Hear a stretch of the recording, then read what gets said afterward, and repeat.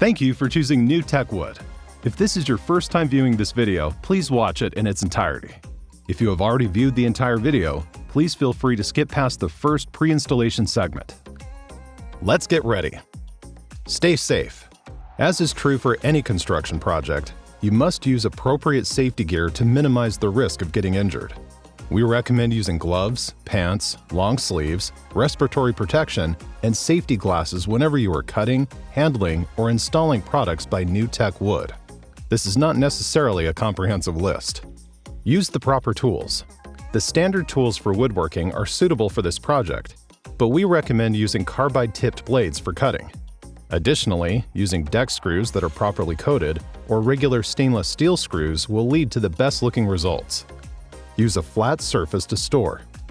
Never put the product on a non-flat surface under any circumstances. Plan your layout. To ensure the siding you have is the best possible option for your project, draw up a set of building plans. In general, zoning and building codes apply to all permanent structures, which are defined as anything attached to your house or fixed to the ground.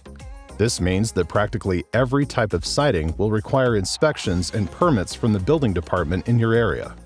It is recommended that you create building plans for your project and submit it to the building department before starting the installation. Use the product as intended. NewTechWood's Ultra Shield siding was not designed to bear loads, meaning it cannot be used for framing such as studs, beams, columns, support posts, or any other weight-supporting component. Only code-compliant structures may be used to support NewTechWood products. Although our products are excellent for retrofits, they cannot be installed on top of most existing sidings. Allow for proper ventilation. You cannot attach the siding directly to a flat surface. You must attach it to a substructure with our mounting clips, part number AW08, to allow for airflow that is completely unobstructed, so that any moisture or water is not absorbed. There must be a minimum of 1/4 inch free area underneath the surface of the siding so air can circulate properly. Understand the effects of low E glass. Energy-efficient windows with low emissivity glass are designed to reflect sunlight and may cause excessive heat buildup on the surface of our siding products. These energy-efficient windows were designed to minimize the heat gain in homes and buildings and can cause an unusually high amount of heat buildup on outside walls. This buildup of heat can cause melting, sagging, discoloring, warping, and accelerated weathering of our products. If you have low emissivity glass and are planning to install our products, speak with the glass manufacturer and ask if there are ways to reduce the damaging effects of sunlight reflection. Install fasteners at the correct angle. When you fasten NewTechWood products, face fasten screws should be put in at exactly 90 degrees to the surface of the siding. Never toenail our products. If you are unable to drive a screw into the board at a 90-degree angle, you must add an additional furring strip. Fasteners should all be on independent furring strips, and where two board ends meet, you must install a sister furring strip. Each board end must have its own furring strip. Use only white chalk lines. Any color other than white will cause permanent staining to our products, so we strongly discourage you from using them. Types of screws. We recommend using stainless steel screws with our siding, trims, starter strip, and mounting clips. In some scenarios, you may need to face screw. Always pre-drill holes to avoid material splitting.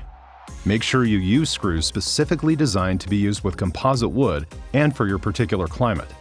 Using screws not recommended for use with composite wood may cause damage to the siding. For areas exposed to salt air, we recommend using stainless steel or corrosive-resistant fasteners to prevent rust and ensure the longevity of the siding. Failure to adhere to these guidelines could result in the warranty being voided. This is because the integrity of the siding depends on the performance of the fasteners, especially in corrosive environments, including but not limited to coastal environments. The installation clips, AW08, are made of powder-coated aluminum and serve to attach each board to the furring strip and allow air to circulate under the siding. They also allow for expansion and contraction of the boards and can be used to fix a board to a furring strip at a single point, which allows you to control the direction in which the board expands or contracts. We recommend using the following screws to install your siding. Number 6 by 1 1/4 inch bugle head. Use these screws for the locking screw hole. Number 8 by 1 1/4 inch bugle head screws. Use these when installing the starter strip, part number AW02, the mounting clip, part number AW08, and all NewTechWood trims. Remember to pre-drill holes for screwing on all trim pieces. Number 8 by 3 inch bugle head. These screws are used for installing the furring strips to the wall. This screw could change depending on the sheathing thickness. As mentioned before, you can't just install the siding directly on a wall or ceiling surface. It must be installed using the AW08 clips on CDX plywood sheathing or furring strips. This support structure is often called the substructure. Here are some tips for installing to this structure. Insulation and vapor barriers.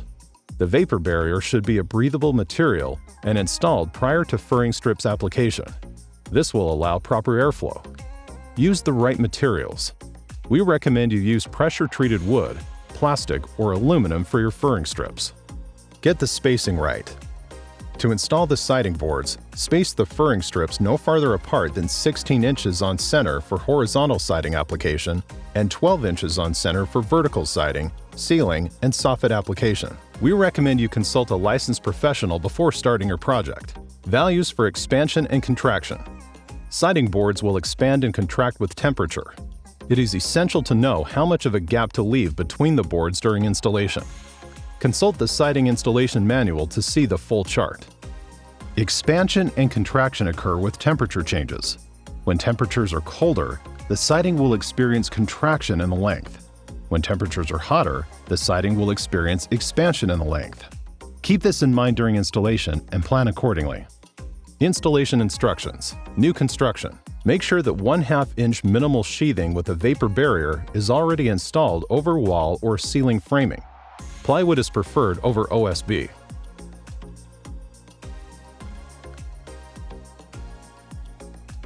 Remodel or existing structures. Installing NewTechWood on existing walls, soffits, and eaves already finished with other materials is easy. NewTechWood can be installed directly over stucco or almost any masonry surface, provided that it is flat. Furring strips can be installed directly on top of most masonry surfaces with masonry-approved fasteners. When installing over stucco, you must secure the furring strips into the studs behind the stucco. Installation over existing plywood-type sidings is acceptable. Installation over most other wood or other siding products is not recommended. You should remove those materials first and then follow our regular installation instructions. Installation of furring strips. We recommend using 1 inch by 3 inch, nominal 3/4 inch by 2.5 inch furring strips, preferably pressure-treated. 3/4 inch pressure-treated plywood ripped into strips is acceptable, as well as pressure-treated wood, PVC, and aluminum furring strips. Horizontal siding installation. Install furring strips at the bottom of the wall, top of the wall, around doors and windows first. You must leave a 3/8 inch gap between the furring strip and the windows, doors, top of walls, or inside corners for installation of trim pieces on the next step of installation. Next, install furring strips vertically spaced at 16 inches across the wall at wall stud locations. We recommend that the furring strips are attached with screws every 12 to 16 inches. Installation of trim pieces. We offer trims in several profiles for use with all of our siding options and most needed scenarios, creating a beautiful, complete, and finished look. These are all available to color match your siding color. To see our full collection of trims, visit our website at newtechwood.com. Around windows and doors. Use the US 44F trim for the all-weather siding profile. Measure and cut the F trim to fit around your windows and doors. Pre-drill holes every 12 inches through the F trim using a number 6 countersink drill bit. We recommend attaching with number 8 by 1 1/4 inch stainless steel screws. The back leg of the F trim should fit easily into the gap left between the furring strip and the window or door in the previous step. Use the US 73 F trim for the European siding profiles. Measure and cut the F trim to fit around your windows and doors. Pre-drill holes every 12 inches through the F trim using a 5/32 inch drill bit. We recommend attaching with number 8 by 1 1/4 inch stainless steel screws. The back leg of the F trim should fit easily into the gap left between the furring strip and the window or door in the previous step. Inside corners. Use the US 47 inside corner trim for the all-weather siding profile. Measure and cut the inside corner trim to fit into your inside corners. Pre-drill holes every 12 inches through the inside corner trim using a number 6 countersink drill bit. We recommend attaching with number 8 by 1 1/4 inch stainless steel screws. Use the US 73 F trim for the European siding profile. Measure and cut the F trim to fit into your inside corners. Pre-drill holes every 12 inches through the F trim using a 5/32 inch drill bit. We recommend attaching with number 8 by 1 1/4 inch stainless steel screws. Outside corners. Use the US 46 outside corner trim for the all-weather siding profile. Measure and cut the outside corner trim to fit your outside corners. Pre-drill holes every 12 inches through the outside corner trim using a number 6 countersink drill bit. We recommend attaching with number 8 by 1 1/4 inch stainless steel screws. Use the UH60 outside corner trim for Belgian board profile and UH51 for the Norwegian board profile. Measure and cut the outside corner trim to fit your outside corners. Pre-drill holes every 12 inches through the outside corner trim using a number 6 countersink drill bit.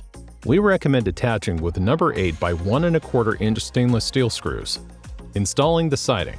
Now that your wall is prepped, your furring strips are attached, and all your trim pieces are installed, you are ready to install the siding boards. Measure each wall or area where the siding will be installed to verify if the area is square and parallel. Checking this will allow you to make the appropriate adjustments in your installation. Horizontal board installation. Start by attaching the siding starter strip, part number AW02. They come in 39 and 5/16 inch lengths. They do not come with pre-drilled holes since every application may vary. Pre-drill each strip, allowing for screw placement approximately every 12 inches. Make sure you level each strip by using any type of accurate leveling device. The first board will hang 3/8 of an inch below the bottom edge of the starting strip. Measure your first board, allowing for a gap at either end where it goes into your trim, allowing for expansion and contraction. See the expansion and contraction chart and adjust your measurement accordingly. Install by inserting into trims and making sure that the bottom of the board is firmly seated into the starting strip slot. Attach siding clips every 16 inches at furring strip locations across the length of the board. Only install screws into the top hole of the clip. Screw in snug, but not over-tightened. Once all clips are installed on the entire length of the board, go to the center clip on that board and install a screw in the bottom locking hole of that clip. You must pre-drill a hole through the clip and the board, but not into the furring strip. This will allow for expansion and contraction movement from the center clip out in either direction. Use this method only when you have one board in the run. Where you have two boards in a continuous run, cut a scarf joint at the ends where the two boards meet. Where they meet, install a clip on both the bottom and top edges of each board to support the ends of the boards. At this joint, on the top clip only, install a locking screw on both boards utilizing the bottom hole of the clip. This will keep the scarf joint of the two boards tight and allow for expansion to push out from the joint in both directions. For runs longer than two boards, you must use either the H trim for the flat board or the I trim for the European and shadowline profiles. You are now ready for your next board. Repeat this process until you reach the top of the wall.